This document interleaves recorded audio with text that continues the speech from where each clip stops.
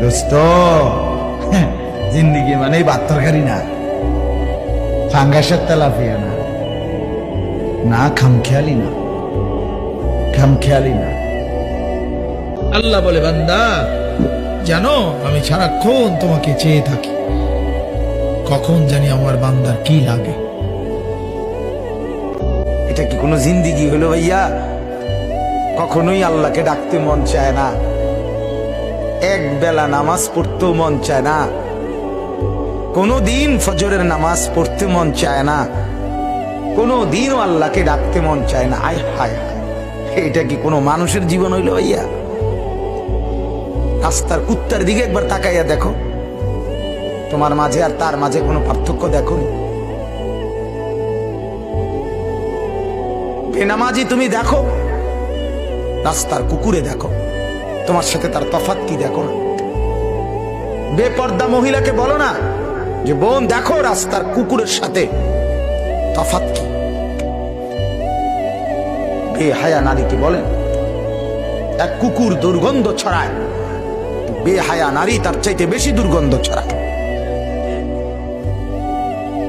বেপর্দা নারী সমাজ আরো বেশি নষ্ট করে, সমাজ নষ্ট করে। যে মেয়েটা বেপর্দা হইয়া অসংখ্য যুবককে নিজের শরীর দেখাইল, আল্লাহর কসম এই সমস্ত যুবকের গুনার সমপরিমাণ পীড়া ওই নাফরমান মেয়ের কাঁধে উঠবে, মহিলার কাঁধে উঠবে, কোনো সন্দেহ নেই।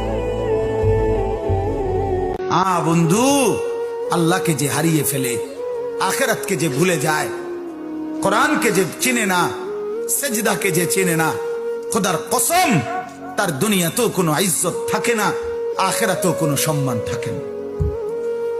যে আল্লাহ হারা সে সর্বহারা, যে আখিরাত হারা সে সর্বহারা, যে সেজদা ছাড়া সে সব হারা, যে কোরআন হারা সে সব হারা।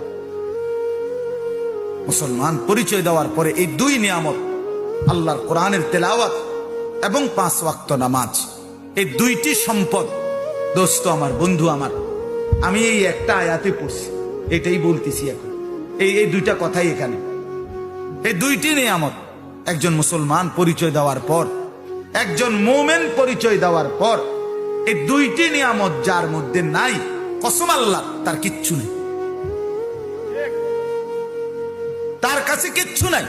আল্লাহর কোরআনের তেলাওয়াত এটা যে সহি শুদ্ধ করতে পারে না, 5 ওয়াক্ত নামাজ যে পড়ে না, তার মুসলমানের কিচ্ছু নাই, তার ইসলামের কিচ্ছু নাই, তার ইমানের কিচ্ছু নাই।